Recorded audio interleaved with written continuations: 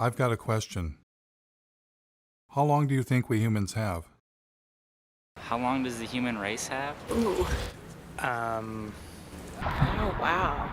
I don't exactly know, but it might be soon. I have no clue. No. I hope I give me at least 50 more years. I think there's infinite amount of time. Infinite. It's infinite, yeah. I give us a million years. Being kind, I would say probably about 10 years. 10, 12 years. Thousands of years. 47 years, 3 months, 5 days. It's approximate. We're kind of like cockroaches on the planet. No matter how much damage we'll do, enough of us will survive to procreate and keep it going. Unless we can get to another planet, but then we're just going to fuck it up like we did Earth. Well, I think that we will be here for a long time, but we will change. We're going to turn back into apes.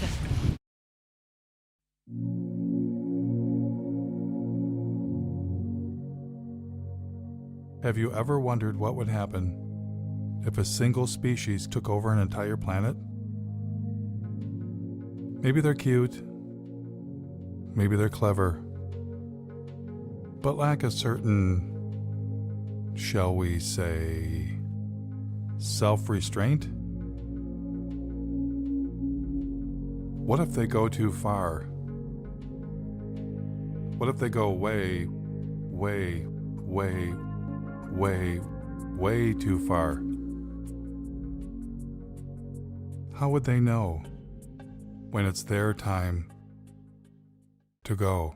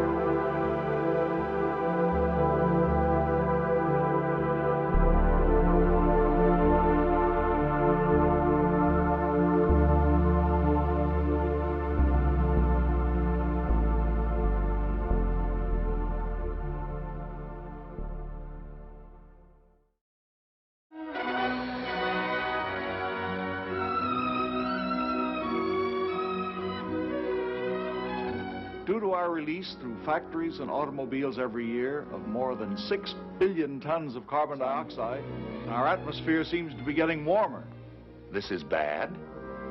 Well, it's been calculated a few degrees rise in the Earth's temperature would melt the polar ice caps.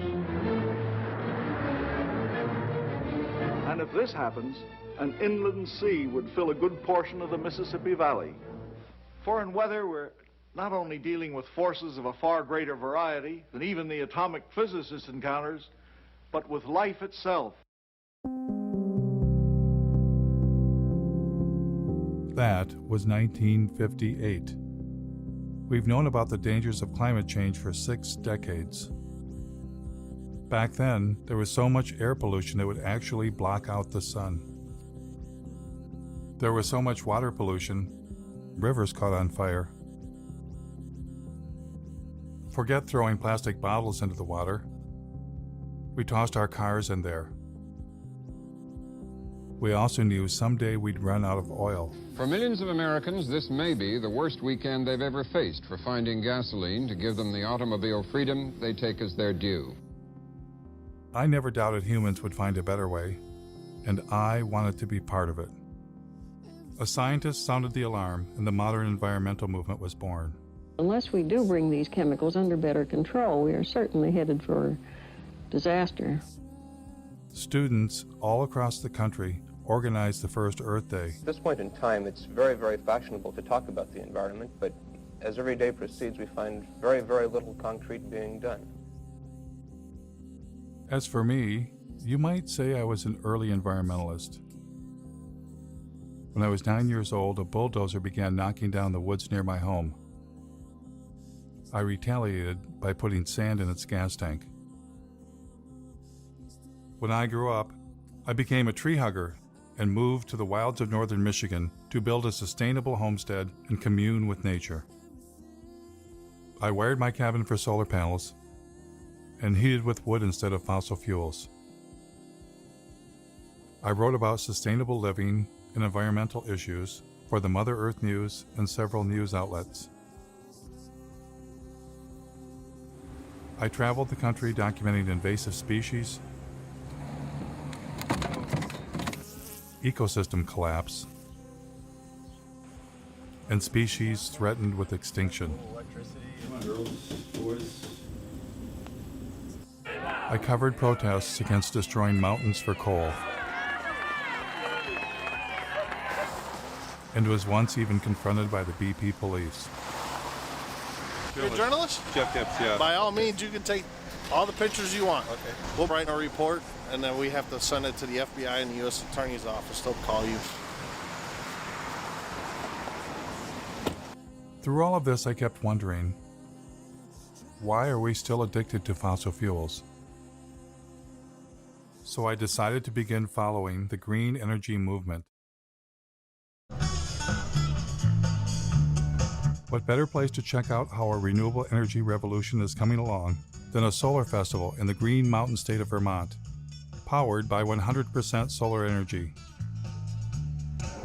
Solar. I was having fun and got a chance to ask about getting solar panels installed. You can keep adding, so maybe every time you get a tax return, buy another solar panel. But then a little rain began to fall.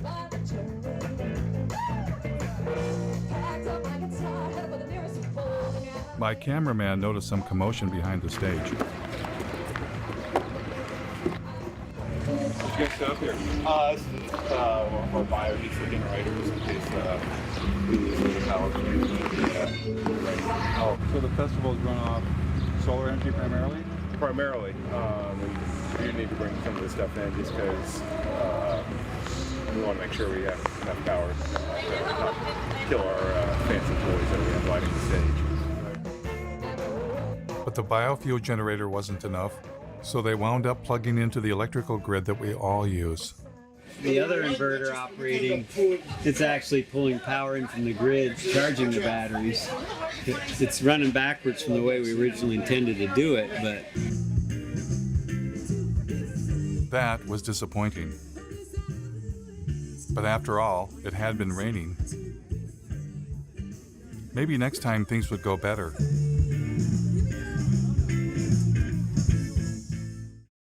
Luckily for us, hope was on the way. It's been a long time coming, but tonight, change has come to America. Green activists across the country cheered when newly elected President Barack Obama rolled out $1 trillion stimulus package with nearly $100 billion for green energy. Green was finally ramping up, and everyone wanted to be part of it. President Obama brought in environmental activist Van Jones from the Apollo Alliance with shovel-ready projects. They've got to put up tens of thousands of wind farms. They've got to put up millions of solar panels. Former Vice President Al Gore, who had a few years earlier released an Oscar-winning film, shared his ideas with the president. We have the opportunity now to create jobs all across this country, in all 50 states, to repower America. Al Gore had already encouraged billionaire airline owner Sir Richard Branson to invest big time in green energy. Branson is pledging future profits from his airline to the tune of perhaps $3 billion. $3 billion, that's with a B, to fight global warming. Is Al Gore a prophet? I just spelled profit.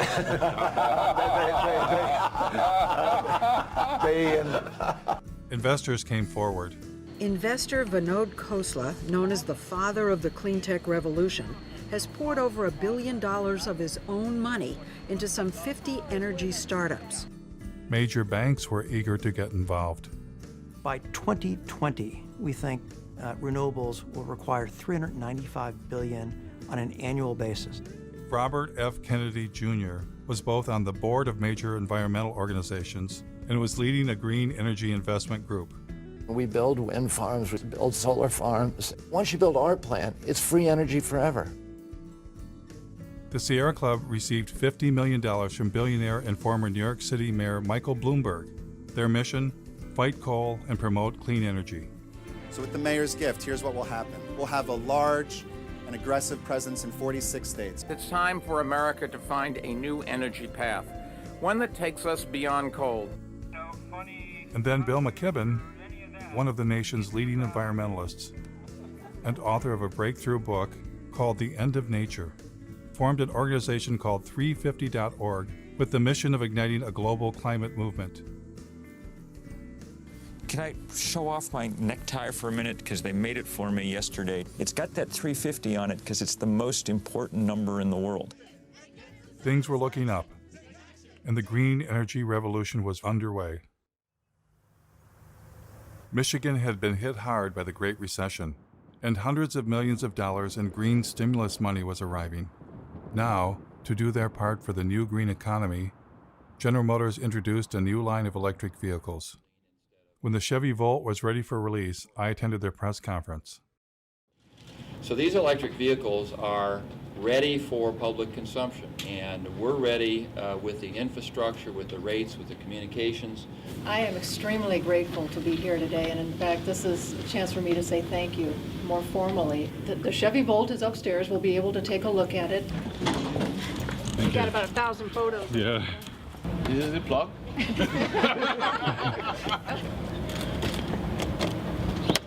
It's as simple as that. The batteries are in the trunk? No, the battery in this particular design is a T shape right down the center and across the back seat area. Because everybody thought we killed the electric vehicle. No, we didn't. It's alive and well. So what's charging the batteries right now? What's the source of Well, electricity? here, it's coming from the building. I mean, is it, what's our mix of power? Oh, actually, Lansing feeds the building. What's that? Lansing feeds power to the building. So I don't know. They're, I bet you they're a bit of coal. Well, they're heavy on natural gas, aren't they? right now the car's charging off of your grid. Right. It would be charging off our grid, which is about 95% coal. How long do you think it'll be before there's a solar and wind powered grid? Oh, golly. To suggest that all of the power used for these cars will be generated from wind and solar in the very near future would not be correct. In fact, we're talking about charging these up at night, so there won't be any solar at that time. So we're down to wind, and very often at night the wind does fall off. So I don't think coal is bad. The what? A big battle. Mountain top removal. Oh, yeah. Yeah. It's got lovely BTUs. It's got lovely Very energy dense, isn't it? value. Yeah. How do you burn it more cleanly? I mean, do you see natural gas getting bashed? we will be delivering power based on natural gas very shortly. And even with that mix, we intend to use biofuels if we can. You got any Oh, the environmental groups are extremely supportive. We did install the state's largest solar array at my company, the Board of Water and Light. It's just down the street from here, a few miles, if you want to take a look at it. What outfit are you with? New World Media. We're doing a segment on the renewable energy. Oh, excuse me, I gotta go for a second, but thanks.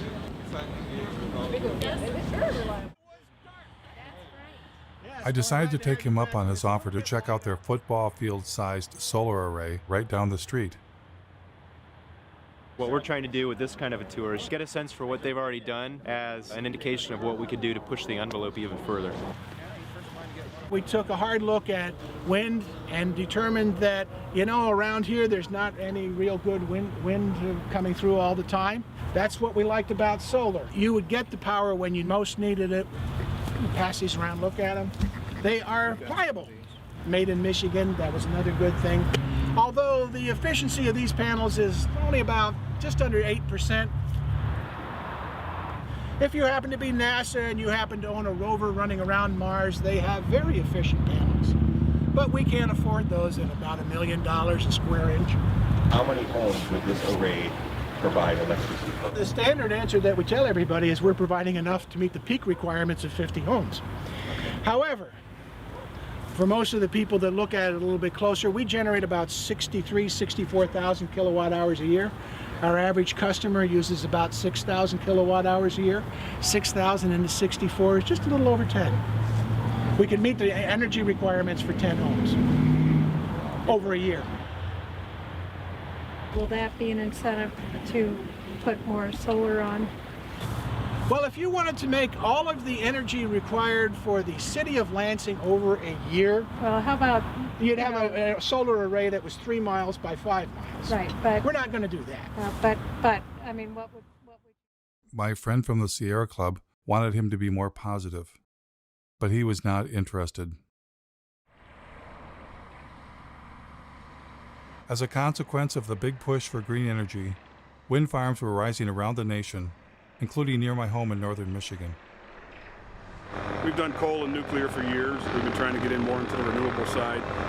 These are the largest in Michigan. I think it's 482 foot total. How many yards of concrete? There's 800 yards of concrete in the base, right around 140 tons of re-steel. What are those blades made out of? That's all fiberglass and balsam. They're about 36,000 pounds apiece. This tower will weigh 800,000 pounds when we're done. Then the cell is 220,000 pounds, and the hub and rotor assembly is another 160. It's pretty substantial. They were impressive machines. But is it possible for machines made by industrial civilization to save us from industrial civilization?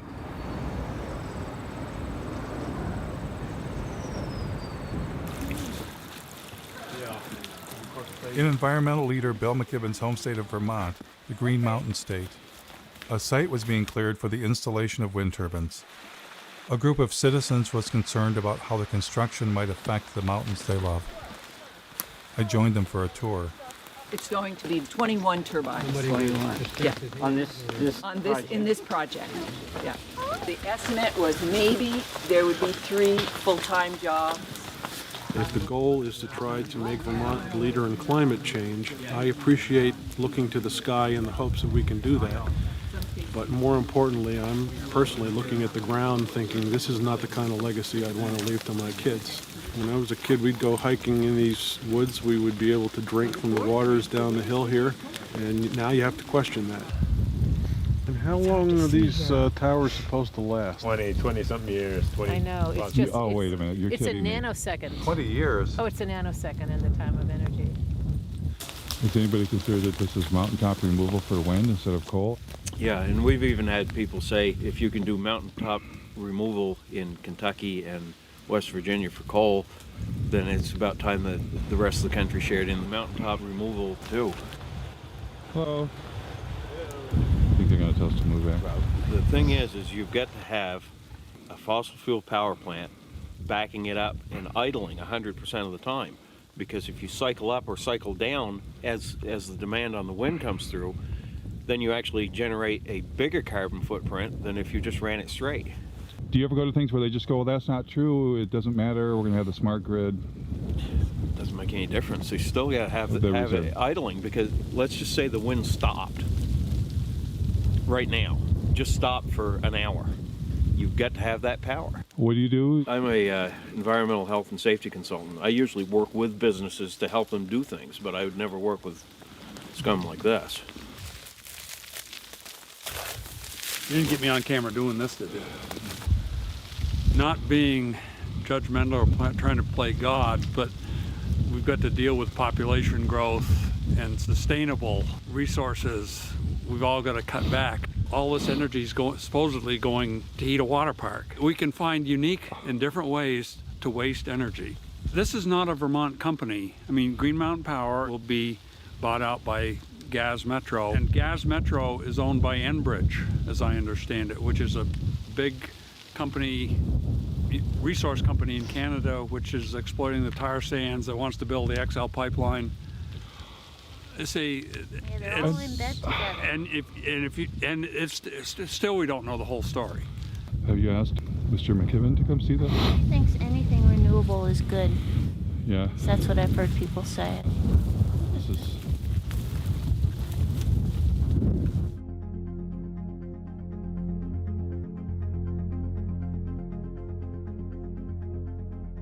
I'm in a strange position.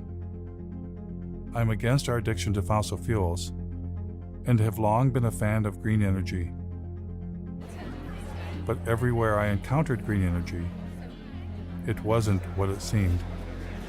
This is like a perpetual energy battery. And where do you get the hydrogen from? The hydrogen, hydrogen is sourced from any hydrocarbon material. So you can get it from natural gas, you can get it from any petroleum or oil-based product material. I read about a zoo that was said to be powered by elephant manure. But it turned out the elephants didn't even produce enough manure to heat the elephant barn. That we don't even really make enough, and what we have elephant-wise, to even do that. We would need a lot more. More elephants. Yep, more elephants, more manure. Ethanol plants also seem to have a secret ingredient. This is the most productive farmland in the world, and we're not that far west of the biggest coal mines in the world as well. So bring the two together and get an ethanol plant. Great. So ethanol was reliant on two things: a giant fossil fuel-based industrial agricultural system to produce corn, and even more fossil fuels in the form of coal. All of this in the attempt to replace fossil fuels? It was enough to make my head explode. I was getting the uneasy feeling that green energy was not going to save us. And I wasn't the only one. I've counted something like 25 different alternative energy options. So surely among all of those, there are enough sources of energy to keep us living basically the way we are in perpetuity. That's not the reality. You know, we're getting, in some cases, no energy from these potential options. Richard York of the University of Oregon published a study in the journal Nature in which he posed the question, do non-fossil energy sources actually replace fossil fuels? Well, we implicitly assume often the substitute pushes out the thing you wanted to substitute for. What you find is nations that add non-fossil energy sources do not seem to see a particular suppression of fossil fuels. That's pretty mind-blowing. We've got billions of dollars being spent, and green energy is not even replacing fossil fuels? They don't even know that that's a question, yes. The story that we're in right now is, okay, we're in ecological hot water, but there are technological fixes. And if we're just creative enough, if we're just ingenious enough, and if we just work hard enough, we will triumph. Seeking technological fixes one after another is simply going to lead us to another level of catastrophe sooner rather than later. We want to believe that these things are going to be available for us. So if we get a little worried and somebody comes up with a new thingy and promises that, you know, this will do it for us, we want to believe.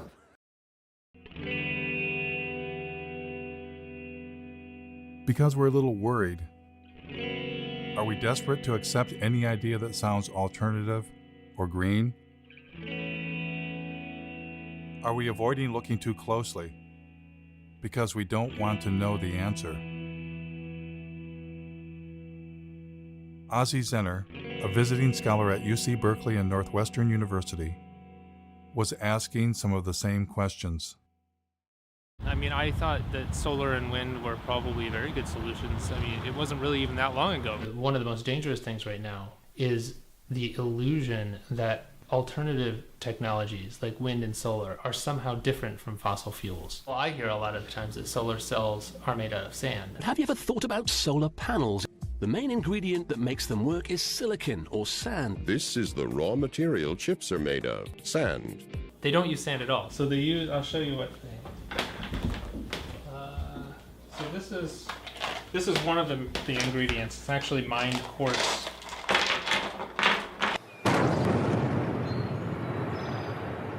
Spruce Pine, North Carolina, regarded as the finest source of high-purity quartz in the world for semiconductor, solar, and communication applications.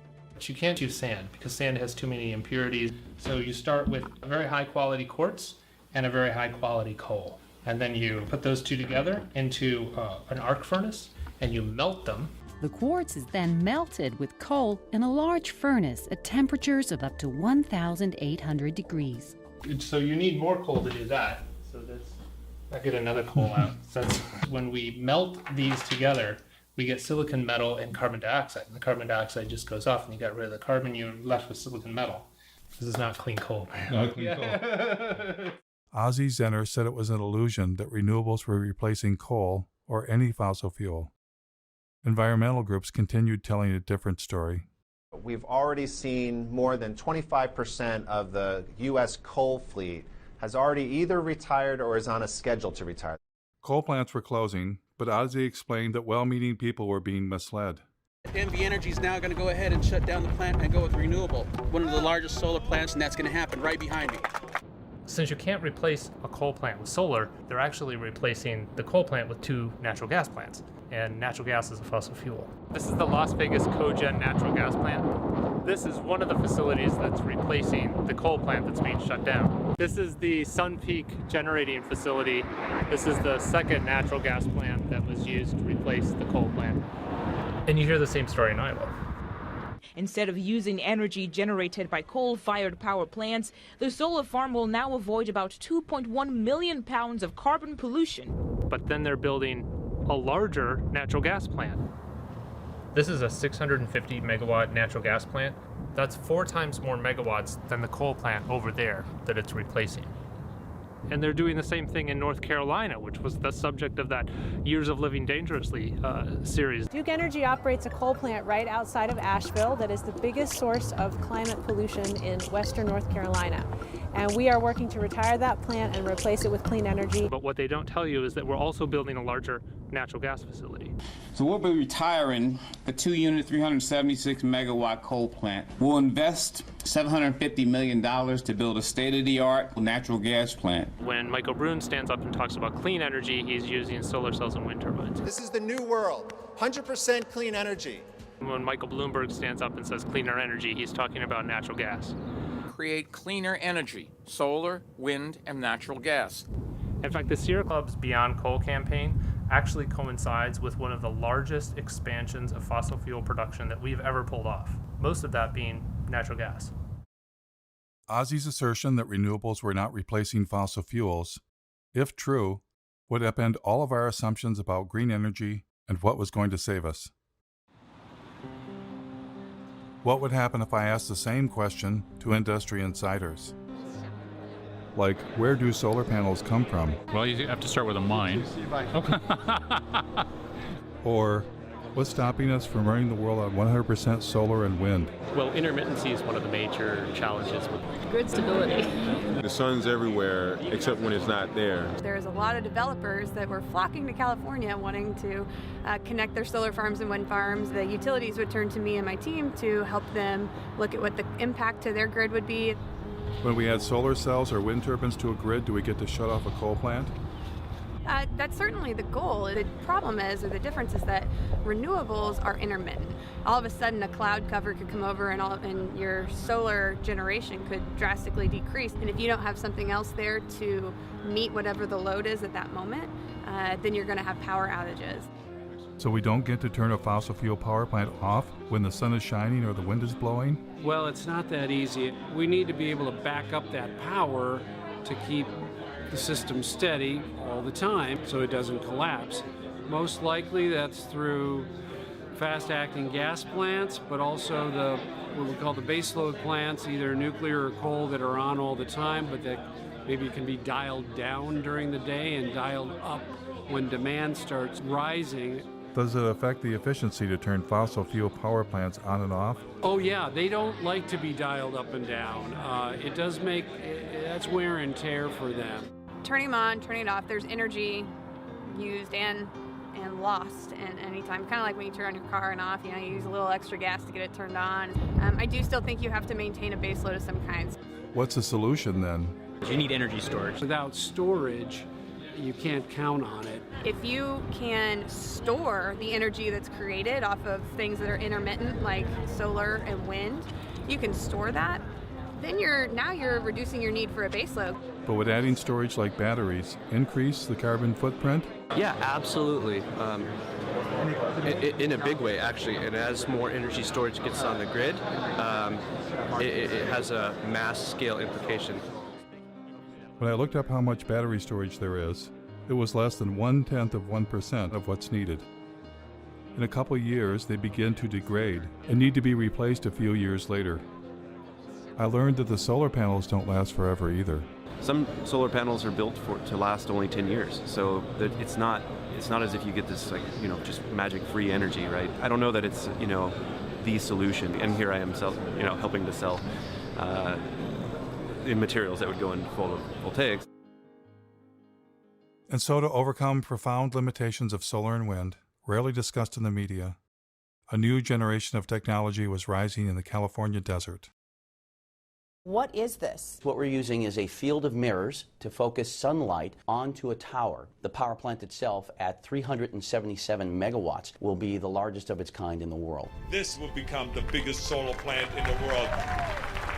There's some people that look out in the desert and they see miles and miles of emptiness. I see miles and miles of a gold mine. But this next generation had a fossil fuel secret too. This solar facility burns natural gas pretty much every morning in order to get started up. How long do they have to burn it for? Hours usually. This is the incoming natural gas for the facility. This plant would work about as well without natural gas as I would without coffee in the morning. Or maybe how you would be without food. Without food, yeah. They have to file for acid rain permits for nitrous oxide emissions. They have to apply for carbon offset permits because they're producing carbon dioxide here, so they have to offset that. The whole thing is built using fossil fuel infrastructure, from the concrete to the steel to the mirrors to the backing on the mirrors. The sun is renewable, but the solar arrays are not. Oh, come on. There's got to be something renewable. Glass is renewable. Glass is not renewable. Iron's renewable. Aluminum, that's renewable. I recycle my pop soda cans. I know it's renewable. Yeah, the problem with all of these materials is that it takes an incredible amount of energy to mine and process all of the materials that go into building something like this. You use more fossil fuels to do this than you're getting benefit from it. You would have been better off just burning the fossil fuels in the first place instead of playing pretend. That green energy has nothing to do with fossil fuels is apparently a story only meant for you and me. Here is Robert F. Kennedy Jr. speaking to oil and gas company insiders. It's a combination solar gas plant. It's a turbine that we just take from a gas plant, suspend it from a big scaffolding, a tower, and surround it by giant mirrors in the desert. The plants that we're building, the wind plants and the solar plants, are gas plants. What kind of game is being played here? Well, we're basically just being fed a lie. For instance, you'll hear about Germany running on wind and solar. 35% right now. 50% of their power. There were days this past summer when the Germans were generating 80% of their power from the sun. But Germany is still Europe's largest consumer of coal. Aber wenn in dieser Region die meiste Kohle gefördert wird, dann ist ja auch hier der größte CO2-Ausstoß. Only a small fraction of their energy actually comes from wind and solar. In fact, Germany just built a large terminal to import natural gas from the United States. Elon Musk, the founder of Tesla, when he announced his Gigafactory battery plant, he said it would power itself with wind and solar energy. Through a combination of geothermal, wind, and solar, it will produce all the energy that it needs. But in fact, it has lines connecting it to the same electrical grid that we're all connected to.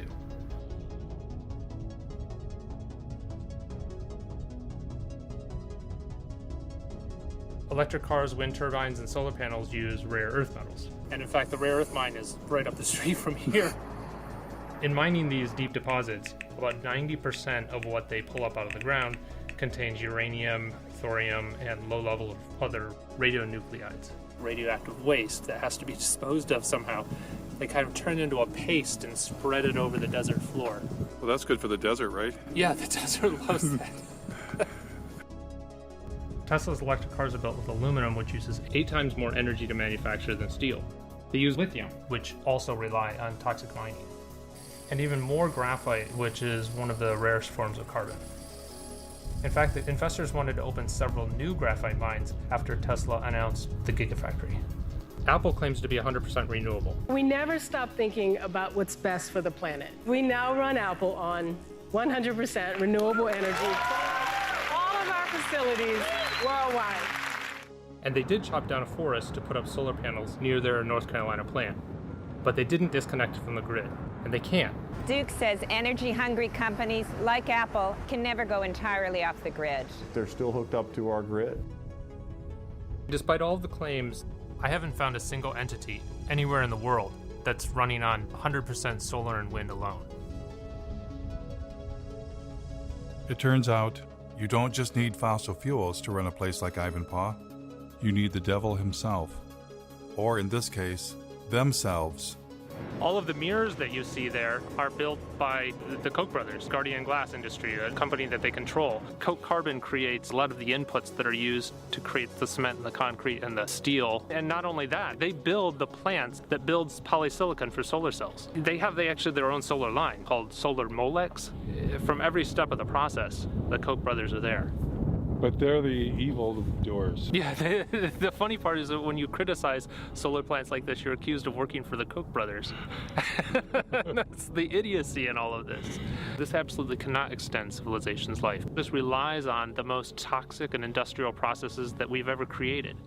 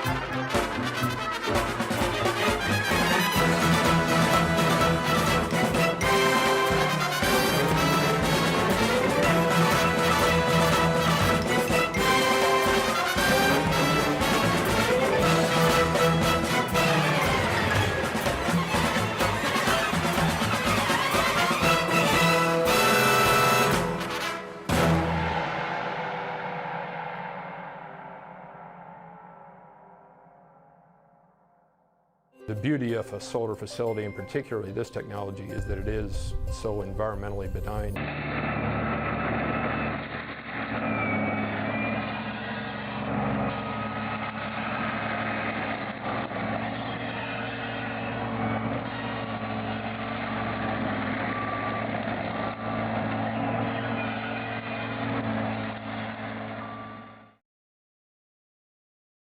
I too had once thought deserts could be sacrifice zones. I was wrong. Deserts are not dead. They are in fact full of ancient life.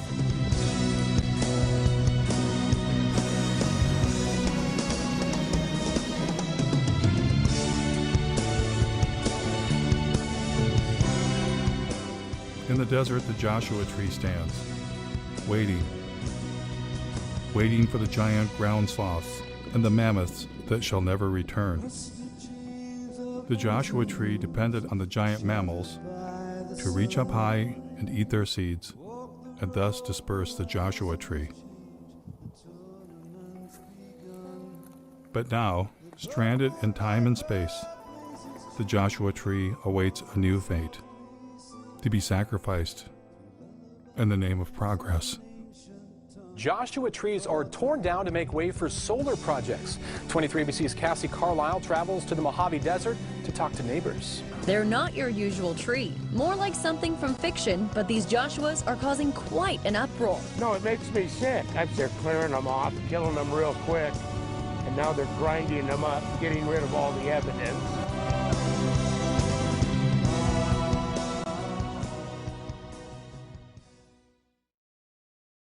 Not far from Ivanpah Solar, Daggett, California was home to several generations of solar arrays, including some of the first on the planet.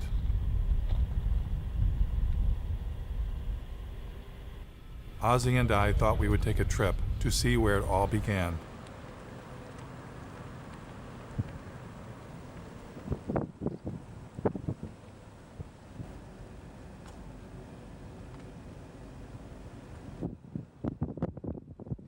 This is one of the sunniest places in the planet, really.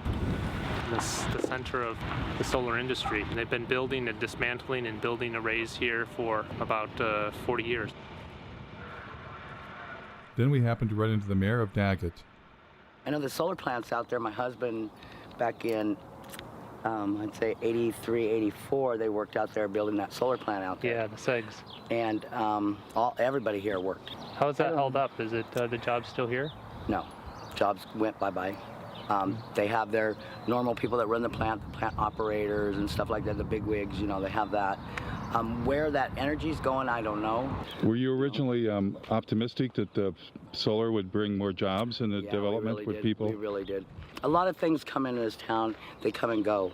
They go really fast. Did you see this? Then Ozzy and I discovered that the giant solar arrays had been razed to the ground. Oh my God. I mean, this was huge. It suddenly dawned on me what we were looking at. A solar dead zone. Look at the blowing sand.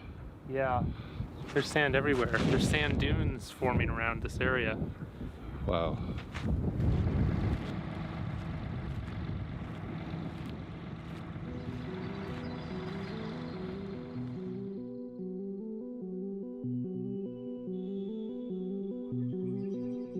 So after all the mining, the fossil fuels, the toxins, the environmental destruction, here's what happens next.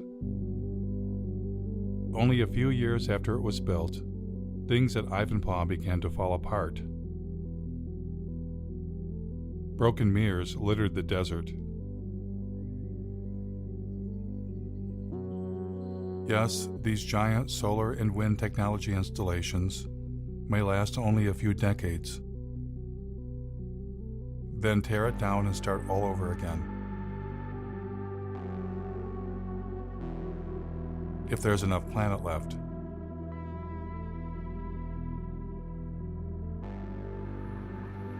It was becoming clear that what we have been calling green, renewable energy and industrial civilization are one and the same. Desperate measures not to save the planet, but to save our way of life. Desperate measures, rather than face the reality, humans are experiencing the planet's limits all at once. Every different perspective I look at and imagine, well, we could do more of this or go to a larger area or use more of that. Well, it turns out there isn't more. I looked at marine production and fish production and found that peaked 20 years ago. More and more of what we eat is from fish farming. The current acres of actively farmed land, that is peaked also. The rivers are already being irrigated to about the limits of what they can sustain. The Colorado River doesn't get to the ocean anymore. Well, then you start looking at groundwater, the southern Great Plains, and I think they can almost predict when they will run out of groundwater, and it's in a decade or two. A human vulnerability at the global scale, that any one of them we could maybe compartmentalize, but we're seeing them propagating across topic after topic of society and the Earth system. And I don't think the people in charge are near nervous enough.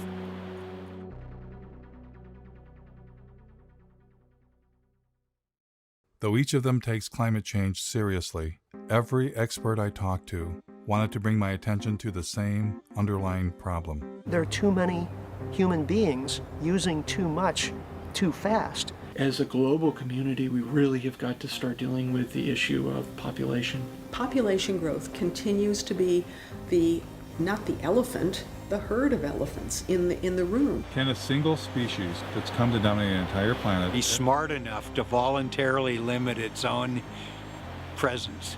Is there any precedence for that in nature? Wow. We have to have our abilities to consume reined in, because we're not good at reining them in if there are seemingly unrestrained resources. Species hit the population wall a lot and then they crash. I mean, that's a common story in biology. If that happens to us, in a way, it's the natural order of things. And I don't think we're going to find a way out of this one. I don't. As a scientist, what leads you to that conclusion? Well, because right now, a large percentage of that number is supported by industrial agriculture, which is heavily subsidized by oil, and it's not sustainable. And, you know, and there's no going back. Without seeing some sort of major die-off in population, there's no turning back. What's the thing that nobody ever asked you that you wanted? Nobody's ever asked me if I'm scared. Yeah. And I am. I actually am scared. I lose sleep over all of this.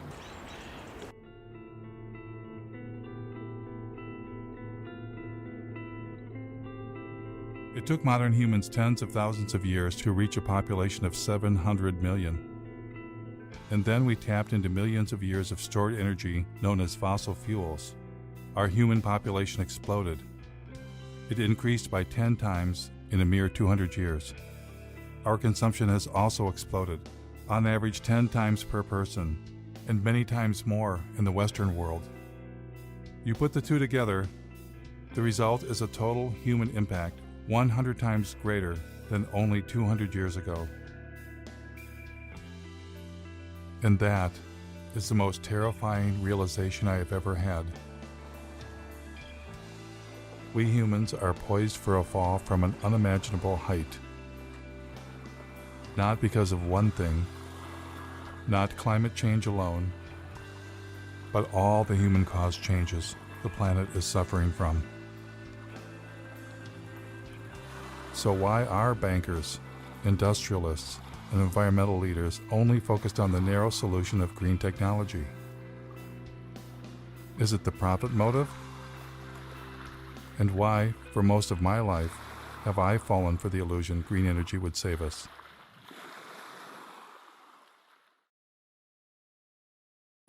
Clearly, to answer this question, I needed professional help. Keep my stuff, but that ever? No.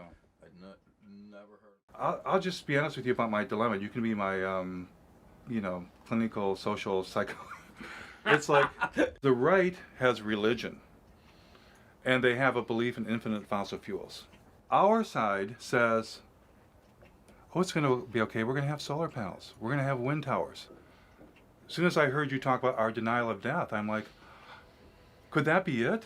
Could it be that we can't face our own mortality? Could we have a religion that we're unaware of? Absolutely. I think you've hit the proverbial nail on the head. What just differentiates people from all other forms of life is that, we're not only here, but that we know that we're here. If you know that you're here, then you recognize even dimly that you'll not be here someday. And on top of that, we don't like that we're animals. So we don't like that we're going to die someday. And we don't like that you could walk outside and get hit by a fucking meteor. What human beings did back in yesteryear is to envelop ourselves in culturally constructed belief systems. You know, call them cultures, call them worldviews, schemes of things, whatever you call them. Every human community has them. Every culture has an account of the origin of the universe. Every culture has a prescription for how you're supposed to behave while you're here.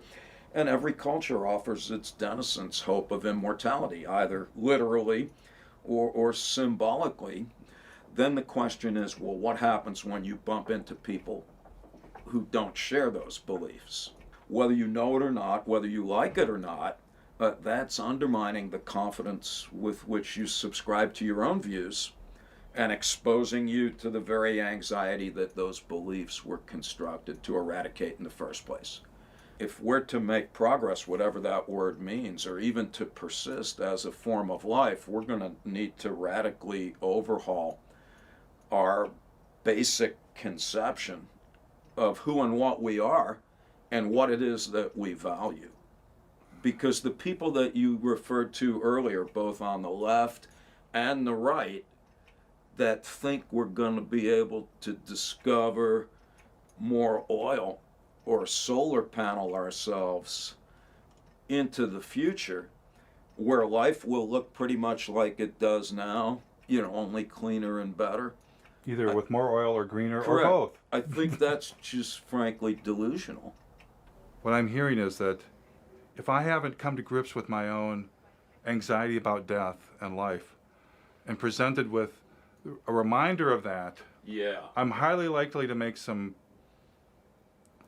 tragic decisions for the community. Yes. The only solution in principle is, you know, as Albert Camus put it, he said there's only one liberty: to come to terms with death. Thereafter, anything is possible. I find that downright inspiring. As for our environmental leaders who dwelled in comfortable illusions, how tragic of decisions were they capable of making? I was about to find out.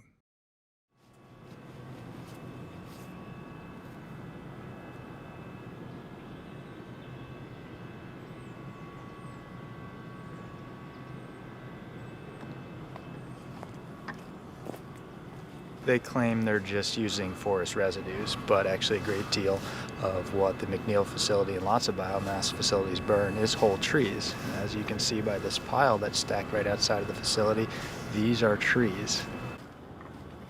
It turns out that the biggest source of green energy in Vermont is something called biomass, burning trees to create electricity. This is definitely not the way, and that the first step is actually looking at our lifestyles and how we can reduce our energy consumption.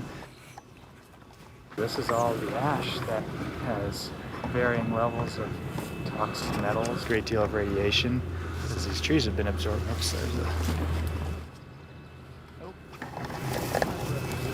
You're in unforbidden territory here. Are we? I asked both of you to come up to our office, okay? Is that something you're interested in doing? It's not an interest. You got 5 seconds or I'm calling 911. Okay. You got 2 individuals here.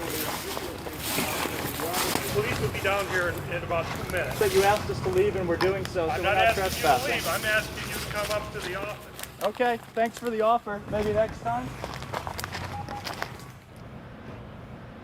You got everything here. So you have the #1 polluter in the state that people think emits magical fairy dust from the smokestack.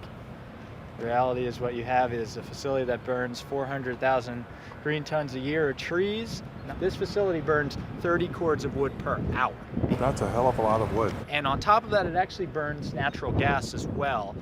And to think you would have to have 10 of these to replace one average coal-fired power plant. You know, it's just not going to work. It's just nuts. It takes a great deal of fossil fuels to cut down all of these trees, to truck them in, to use the big machinery to dump the wood chips everywhere. So the idea that somehow this is not anything to do with fossil fuels just doesn't even make any sense. It couldn't happen without fossil fuels, in fact.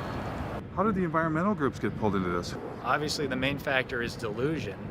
A lot of these environmental groups have been saying that all we have to do is, for instance, switch our fossil fuel economy over to a few solar panels and windmills, and we can continue living life, as normal. Some of the environmental groups have been for years touting facilities like this, saying that, number one, it's carbon neutral, that this will actually help us fend off climate change because there are no CO2 emissions. It actually emits over 400,000 tons per year of carbon dioxide. Oh, but once we cut them, they'll grow back. They'll grow back over a period of decades to centuries.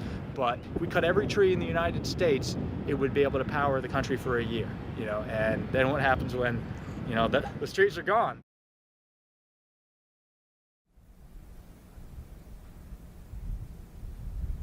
I discovered biomass plants were not even always biomass plants. This is actually a solid waste incinerator that's posing as a biomass plant. The impact on this community is severe. The plant is right next to a Head Start school for preschool kids. There is Green Hill Manor, and that's an assisted living senior residence. And there's also a Catholic elementary school right next door. How do you know they're polluting? Can you see it ever? We can see it. The snow at the elementary school and at the preschool is covered with black, some kind of black soot. We just had it analyzed, and it came back as mostly tire chips.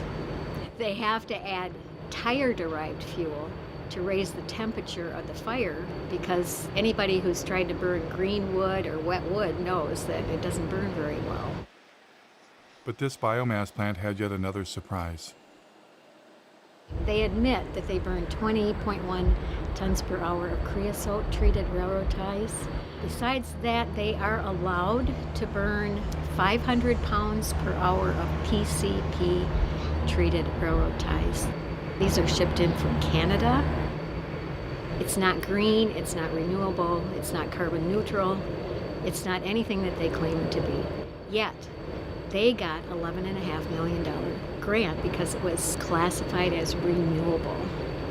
The plant owner told us that they were having trouble getting enough wood chips. And he even asked us if we had any scrap wood where we lived, would we call the plant and let them know so they could come up and pick it up. We're not talking about some old industrial site. We're next to one of the most beautiful places in the world. We are next to Lake Superior. This is Keweenaw Bay. This is actually Lance Bay. It's part of Keweenaw Bay. It's Lake Superior, our lake. So it's a very sacred place to many people.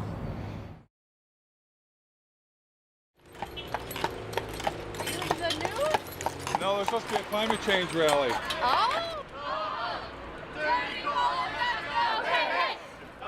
Michigan State University students, inspired by 350.org, were holding a rally for the clean energy future they'd been promised.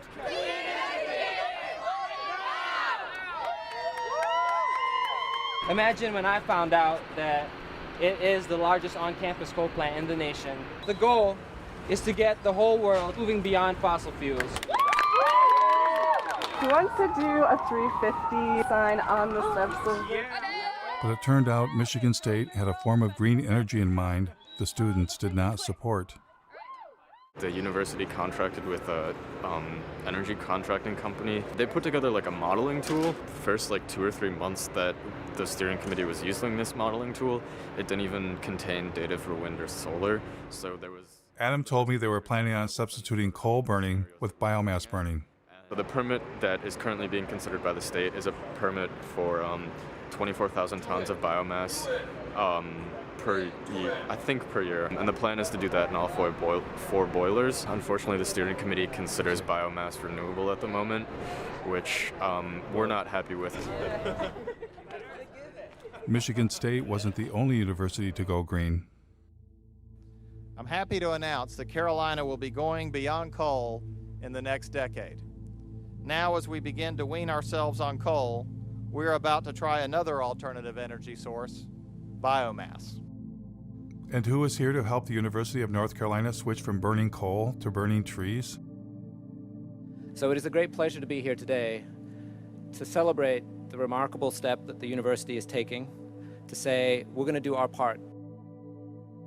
A remarkable step indeed. We're to do our part by getting out of bed with coal companies and into bed with logging companies? Where did the idea of colleges going green by burning trees come from anyway? A little college called Middlebury in the heart of Vermont. Welcome to the celebration of the opening of Middlebury's new biomass gasification system. It's now my great pleasure to introduce this afternoon's speaker, Bill McKibben. What powers a learning community? And as of this afternoon, the easy answer to that is wood chips. It's incredibly beautiful to stand over there and see that big bunker full of wood chips. You can put any kind of wood in, oak, willow, whatever you want. Pretty much anything that burns, we can toss in there if we can chip it down to the right size. And there are very few similar cases any place in this country of that kind of change over that scale. But it shows it could happen anywhere, and it should happen anywhere. In fact, it must happen everywhere. It must happen everywhere. And now it's time for a nature break, enjoying our sustainably managed Michigan forests. If you walk through here and you look, there's virtually nothing growing. A little bit of grass occasionally. And it seemed that biomass plants indeed were suddenly everywhere. Like this one in Cadillac, Michigan. In Detroit, an incinerator that burned garbage was considered green. The Detroit incinerator is known to emit horrible smells and pollutants that neighbors say make them feel sick and put their health at risk. It's a stink. It's a horrendous stink. A proposed biofuel plant for the Upper Peninsula of Michigan would consume trees from tens of thousands of square miles. In order to create 40 million gallons of ethanol, they were going to have to use up over 1 million tons of green wood. We pointed out that they were going to be using more natural gas than they were going to be creating ethanol to displace the natural gas. If you continue to do this, you're going to be fertilizing the forests. Fertilizing the forests with fossil fuels. Fossil fuel-based fertilizers. Made from natural gas. Yeah. Then came a ballot proposal backed by Bill McKibben and nearly every major environmental group, requiring Michigan to get 25% of its electricity from renewable sources by the year 2025. This year, Michigan voters have a choice: keep burning dirty coal and oil, or move Michigan to clean, renewable energy like wind and solar. Vote yes on Proposal 3. Surprisingly, Proposal 3, also known as 25 by 25, was the brainchild of an organization that was 100% biofuels and biomass. Allowing America's farms, ranches, and forest lands to be active participants in contributing to America's energy future. These are the biomass and biofuel plants across the U.S.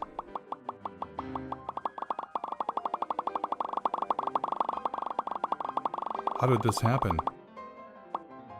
And it wasn't just the USA, it was all around the world. Wood chips, which is just a euphemism for trees, are being exported to Europe from America, British Columbia, Brazil, and Indonesia, wherever they can get them from. Biomass, especially when you add in biofuels, is by far the largest portion of green energy around the world, even in Germany, source of the solar miracle. But maybe I was missing something. Maybe I had it all wrong. I decided to ask people protesting fossil fuels how they felt about biomass and biofuels as green energy. Did you say we don't need to do biofuels, food, and forest for energy? No, definitely not. Of course not. Of course not. Burning biomass, any kind of combustion is something we just need to move away from. The more trees we have, the better. A lot of that didn't grow overnight. If we cut it down, we don't know the impact of that. You're here as an oak tree, fight a chainsaw, that wouldn't be saving the planet. No, it's a painful way to go. I can tell you that right now. It'd take you a while to regrow. Yeah. It wouldn't be me, it would be like an offspring, With so many people doing it on such a massive scale, all of a sudden at once, like, that's pretty serious. No, I think we should not be burning trees. No. Why would we cut down trees? We shouldn't replace one terrible way of getting energy with another terrible way of getting energy. Clearly, most citizens are opposed to biomass and biofuels. But what about environmental leaders? At times, they have promoted biomass, but other times, they sound like they are against biomass. Like this Sierra Club policy, we are deeply concerned about the implications of wood to energy for native forests. Or this statement signed on by 75 environmental groups, burning forests for energy will destroy one of our best defenses against climate change. But then again, their language leaves loopholes that enable biomass. The NRDC says you must use the right types of biomass. The Dogwood Alliance says maybe small biomass plants are okay. And the Sierra Club flat out states biomass can be sustainable. Which side are they really on? I thought for sure with the camera rolling, environmental leaders would speak for the trees.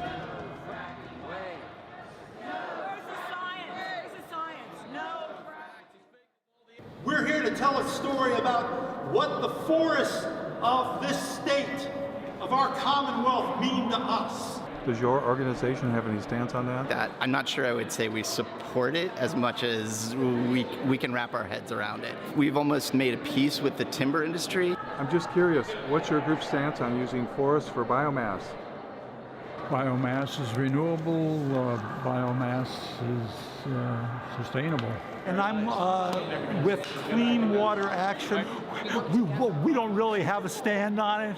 If the director of the Sierra Club was here, she'd be able to talk your ear off about it. I'm the director for the Sierra Club in Pennsylvania. Does the Sierra Club support or not support biomass? I'm not totally prepared to talk about our policy on biomass today. Our position is somewhat nuanced, so I just want to be, careful not to. So you're with 350? I am. Does 350 have a position on biomass? Because I'm kind of actually... I can't really speak for 350. Do you personally have an opinion about whether we should be burning trees for green energy? No, I don't have an opinion on that. I like a fire. One of my biggest concerns as an environmentalist is that we're starting to burn trees. So there are tree burning power plants. Are you aware of the problems with biomass or biofuels? Yeah, I'm not as aware of that as I could be or should be. Jeff Hibbs, working on a documentary in Michigan, where I live, where I'm from. There's large plants that burn trees for energy, and pretty much whole trees chipped up. Do you have a thought about whether that should be part of green energy or not? Well, the great thing about green energy is you don't have to pick a favorite. Jeff Gibbs. Oh, hello. My biggest concern is that in Germany, for instance, they're moving towards solar and wind, but 60% of their actual energy is coming from biomass. 60% of what's considered renewable energy. Burning trees for energy? I don't know the details out of Germany. What Germany's really doing is a lot of sun and wind, and that's really powerful to see. I'd like to see us come out against any burning of trees for clean energy. Would you? Although I confess I stoke my wood stove almost every night of the winter, so I'm not the right person. But designating green energy for power plants. Yeah. I don't know. It's not what today's about. We're on the... But if we're burning trees instead of fossil fuels. From Taiwan. Oh, good. And we're wondering that what role do you want to play in this market? I think the biomass question is a non-starter.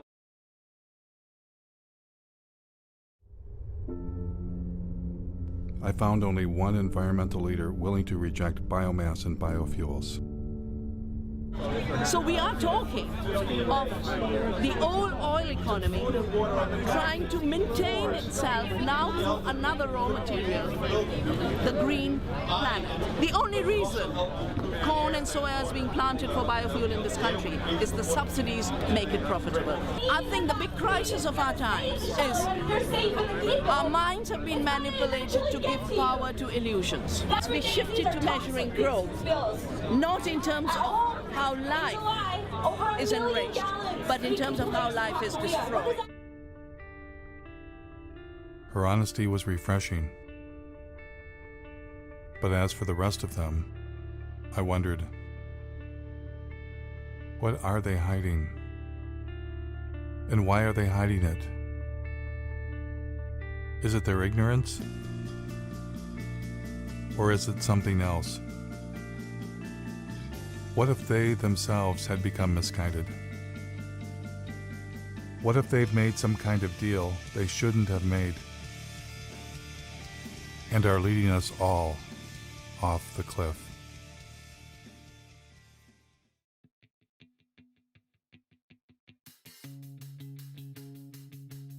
It was long past time for me to come to grips with the other elephant in the living room, the profit motive.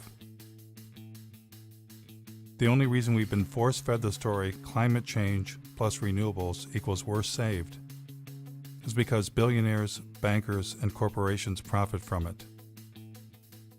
And the reason we're not talking about overpopulation, consumption, and the suicide of economic growth is that would be bad for business, especially the cancerous form of capitalism that rules the world, now hiding under a cover of green. Today, Bloomberg Philanthropies is making, I'm happy to announce, a new investment of $30 million in the Beyond Coal campaign. We have more. I'm glad to say that more than a dozen additional funders have committed to match that $30 million. And who were these new partners? One of them was Jeremy Grantham, billionaire, world's leading timber investment advisor.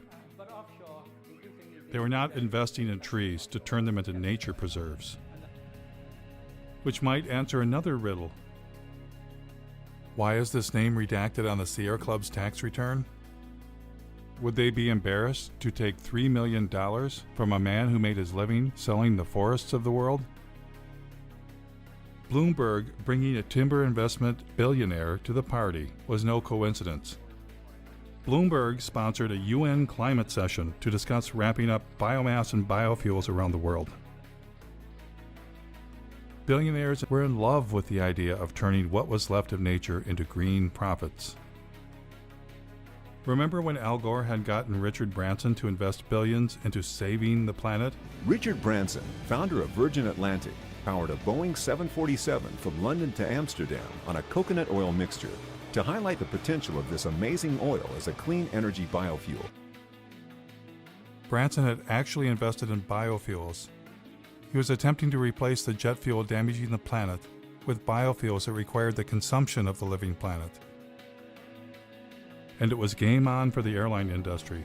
Dozens of researchers from all over the Northwest gathered in Missoula the past 2 days to explore the idea of converting the region's massive reserves of wood into jet fuel, especially with the demand for aircraft fuel expected to grow by 1 billion gallons in the Northwest alone. United Airlines will buy a $30 million stake in biofuel company Fulcrum Bioenergy. The airline used 3.9 billion gallons of fuel last year.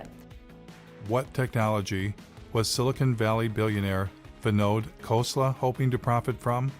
Nature takes 1 million years to produce our crude oil. Kior can produce it in seconds. The company took over this old paper mill where logs are picked up by a giant claw, dropped into a shredder, and pulverized into wood chips. Clean gasoline. Green gasoline. There must be a downside. There is no downside. The bank that crashed the economy, ruined millions of lives, and has our tentacles on the levers of power. What would their favorite form of green energy be? One of the very interesting markets that we deal with is Brazil.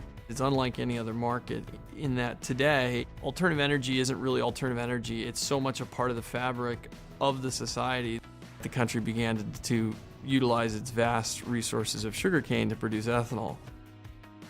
There was a man from Goldman Sachs who was particularly in love with turning forests into profits. Has everybody got enough coffee? You might want to get some more. Meet David Blood, former CEO of asset management for Goldman Sachs. How much money did Mr. Blood believe should be invested in green energy? A natural alignment for something in the order of $40 to $50 trillion worth of capital. $40 to $50 trillion. And who was going to help the man from Goldman Sachs? Help him raise that astronomical amount of money? A gentleman some of you may recognize and know, Bill McKibben.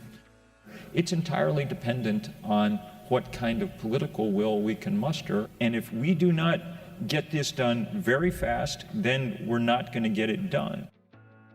And so Bill McKibben went forth to generate the political will for trillions of dollars in green investments.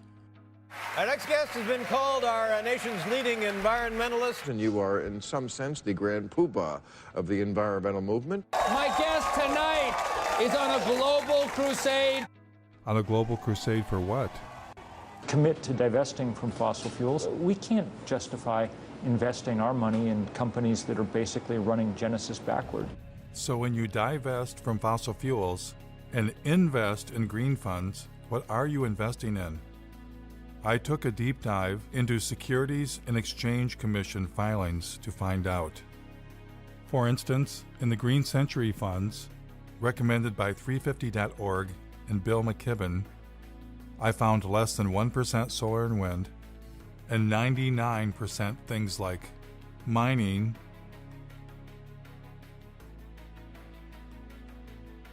oil and gas infrastructure companies, including a tar sands exploiter, McDonald's, one of the companies driving meat consumption across the planet, Archer Daniels Midland, one of the world's largest producers of biofuel, Coca-Cola, the largest creator of plastic pollution on Earth, logging and paper companies, including one that brags about biomass burning, and banks. Lots of banks, including BlackRock, the largest financer of deforestation on Earth. The business that they're engaged in is actually destroying our life support system. The Sierra Club also partners with a green fund called Aspiration. Aspiration also includes dozens of companies profiting from the destruction of the planet, including Chevron, ExxonMobil, Chesapeake Energy. In order to maximize the production potential of the well, the shale formation will be hydraulically fractured. The Russian gas giant Gazprom. Gazprom owns the world's largest explored gas reserves, 36 trillion cubic meters. And in perhaps the most bizarre twist of all, the Sierra Club's Green Fund's biggest holding is Enviva, the world's largest consumer of forests, to be incinerated in green energy biomass plants.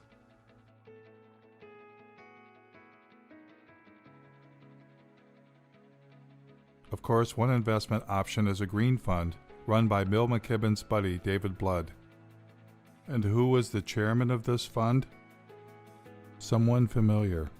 Use capitalism that gives incentives for people to do their best. Al Gore and David Blood partnered to form a company called Blood and Gore. No, scratch that.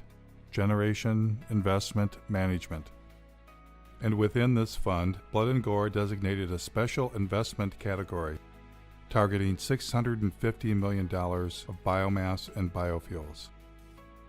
Funny thing was, they partnered before Al Gore's film came out. Was that movie just about climate change?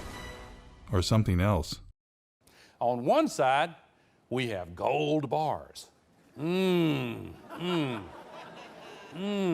Don't they look good? I'd just like to have some of those gold bars. On the other side of the scales, the entire planet.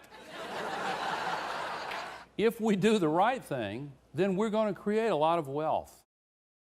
And when it came time for Al Gore to choose between the entire planet and getting him some of them gold bars, what choice did he make? Here is Al Gore earning his keep by pretending to care about the rainforest while lobbying Congress on behalf of the sugarcane ethanol industry. Any comment on the Brazilian effort here with the issue of the possibility of expanding into that Amazon River basin with further deforestation to produce more ethanol out of sugarcane is a worry, and apparently you're not as concerned about that. No, I am. I simply forgot. What's been going on there is really very troubling. Nós somos humanos que apenas querem sobreviver. And with your permission, I'll show you a very quick example of it over a period of 25 years. The invasion of sugarcane monocultures in the region clashes with the indigenous people's right to land. These are images of a last-ditch attempt by the Guarani Kiowa to resist eviction. Important to note that the exploitation of the sugarcane growing areas in Brazil does not have to inevitably have the knock-on consequence of causing destruction in the Amazon. Sugarcane fields are burning. They're set alight before the harvest to eliminate the leaves and tops of the plant, which makes cutting more efficient. Environmentalists blame the seemingly endless sugarcane fields for air and water pollution on an epic scale. And along with deforestation, the threat it poses to the environment is becoming clear. Once the indigenous families were expelled, the landowners set their homes on fire.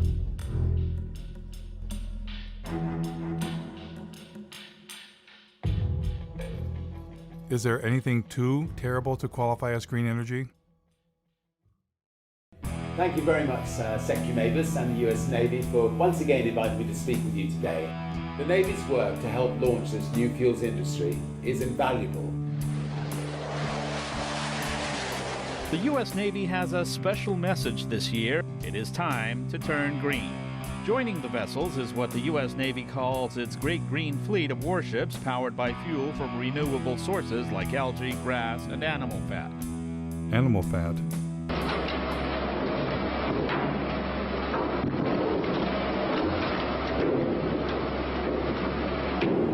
The next time you fill up at your neighborhood gas station, you might find yourself pumping a little alligator into your tank. That's right, UL Lafayette researchers have developed alligator fat into a renewable source for biofuels.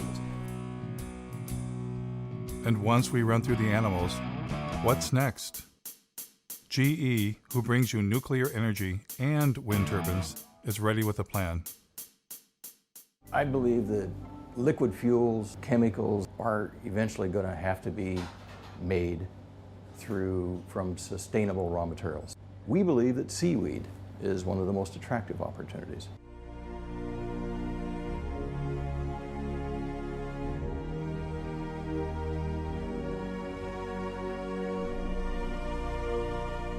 Better hurry. 1 year after it was filmed, the seaweed forest was dead.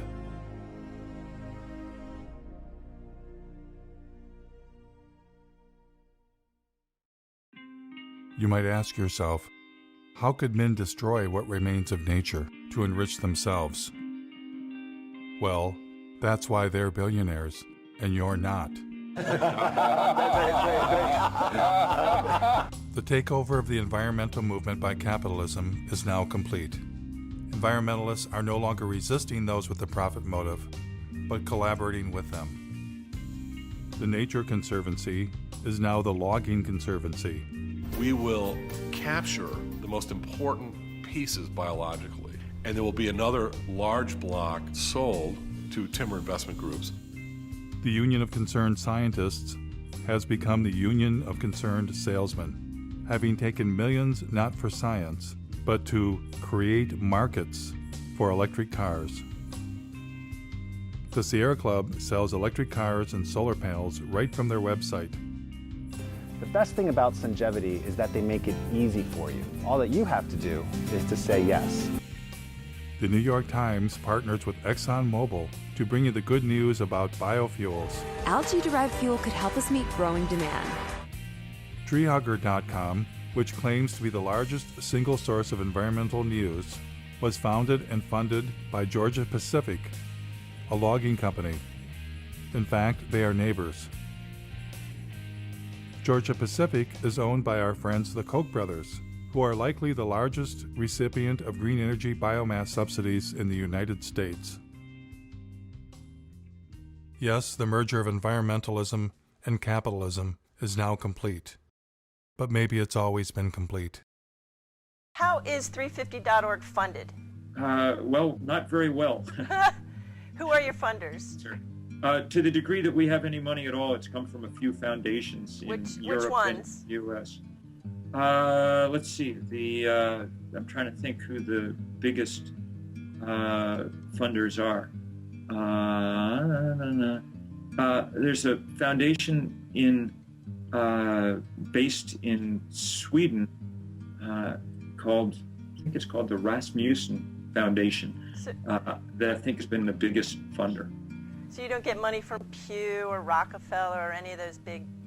No, we did. Rockefeller Brothers Fund gave us some money right when we were starting out. That's been useful too. But they no longer fund you? I don't know. I don't have a sort of really funder sitting in front of me. But that's usually something that people know. Rockefeller's been one of our is a great ally in this fight. You just sold your TV network to Al Jazeera. Right. And that government is basically nothing but an oil producer. Gas mainly and oil. Your take on that, about $100 million pre-tax from a country that bases its wealth on fossil fuels. Isn't there a bit of hypocrisy in that?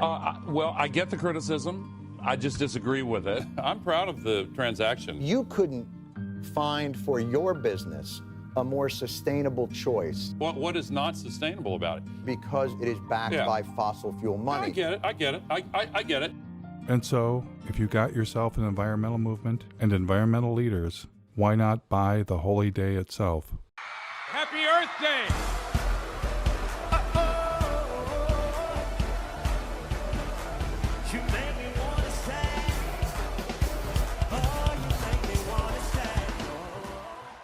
Now we are facing the greatest sets of issues that we've seen in my lifetime. It's time now for a new generation to jump up on the stage and create a habitable country, a habitable planet that we can all enjoy. Are you that generation? I need to thank Building Energy, which provided so much solar power to this that we've powered the entire event with solar energy. But when I went backstage to see what was really going on, You ain't running this whole thing on that, Jack. I can tell you that. The toaster is 1,200 watts. So that run right there could run a toaster. I found the installer. Hi. Are they running the festival on these solar panels? The concert is run by diesel generation system. They didn't ask us to energize the concert. Oh, okay. And we'd also like to thank our incredible corporate sponsors who've been behind the movement to end extreme poverty and tackle climate change since the very beginning. We want to thank Toyota, Citibank. We want to thank Caterpillar. We're standing at the construction site of the Dakota Access Pipeline. It looks like there are at least 3 bulldozers actually bulldozing the land. People have gone through the fence. The bulldozers are still going. And they're marching over the dirt mounds.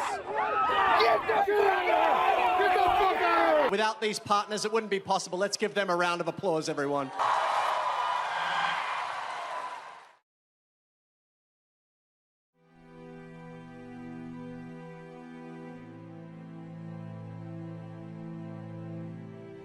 Now, I know this all might seem overwhelming. It's the kind of thing that we normally don't try and think about. But by not thinking about it, it stands a good chance of doing us in. I truly believe that the path to change comes from awareness. That awareness alone can begin to create the transformation. There is a way out of this. We humans must accept that infinite growth on a finite planet is suicide. We must accept that our human presence is already far beyond sustainability and all that that implies. We must take control of our environmental movement and our future from billionaires and their permanent war on planet Earth. They are not our friends. Less must be the new more. And instead of climate change, we must at long last accept that it's not the carbon dioxide molecule destroying the planet. It's us. It's not one thing, but everything we humans are doing. A human-caused apocalypse. If we get ourselves under control, all things are possible. And if we don't,